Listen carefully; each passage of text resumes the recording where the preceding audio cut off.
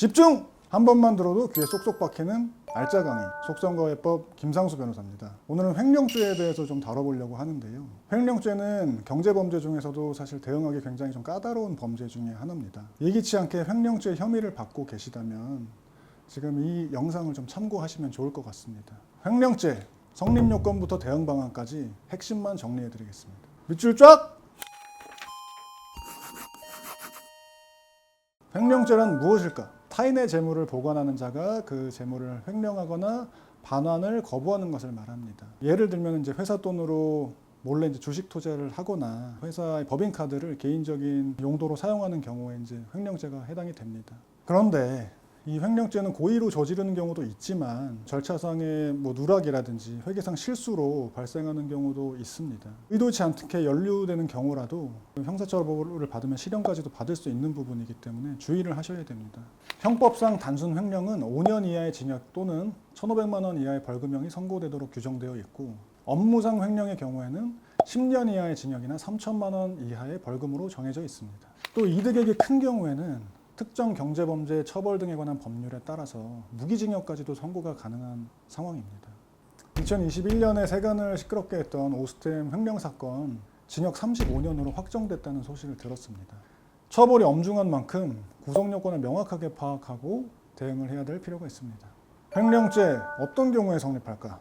그래서 성립 요건 중에서 가장 중요한 부분은 불법 영득 의사가 있느냐, 그 부분입니다. 불법 영득 의사라는 것은 쉽게 말씀드리면 불법적으로 남의 재물을 사용을 하거나 아니면 반환을 하라고 하는데 반환하지 않는 것을 말하는 겁니다.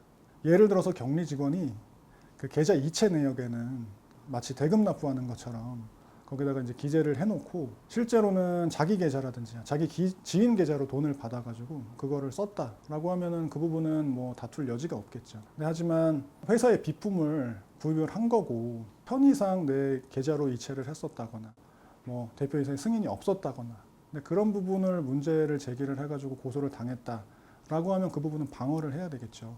그렇다면 잠시 빌려 썼다가 다시 갚은 경우도 횡령에 해당될까?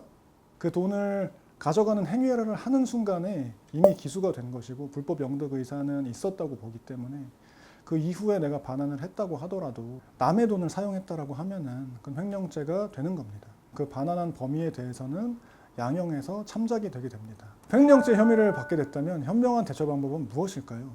무턱대고 인정하는 것은 금물입니다.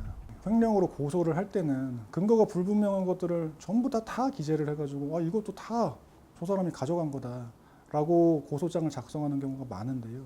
대질 조사를 통해서 일단 하나씩 검토를 해가지고 뺄 거는 다 빼야 됩니다. 겁난다고 해가지고 무턱대고 인정하지 말라는 겁니다. 회계상 실수라든지 절차 누락 등으로 인해 가지고 자기가 저지르지 않은 범죄까지 자기가 덮어쓰게 되는 경우가 많이 있습니다. 횡령죄에 연루가 됐고 만약에 자기가 불법 영득 의사가 없었다, 즉 횡령의 고의가 없었다라는 부분에 대해서 억울함이 있다면 사실 일반인이 혼자서 다투기는 좀 힘듭니다. 그래서 법적 조언을 변호사를 통해서 받아서 같이 조력을 받아서 진행을 하시는 것이 좋습니다.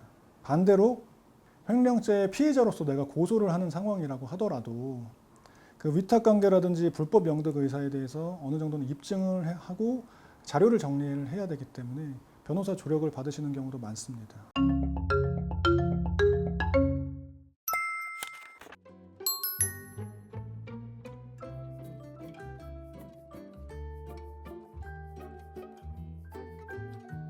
오늘은 횡령죄에 대해서 말씀드렸는데요. 만약 의도치 않게 횡령 혐의를 받고 계시다면 오늘 알려드린 내용 꼭 기억하시고 한시라도 빨리 대응하시길 바라겠습니다. 다음 시간에도 요점만 쏙쏙 뽑아서 준비해 보겠습니다. 지금까지 법무법인 법승의 형사전문 변호사 김상수 변호사였습니다. 감사합니다.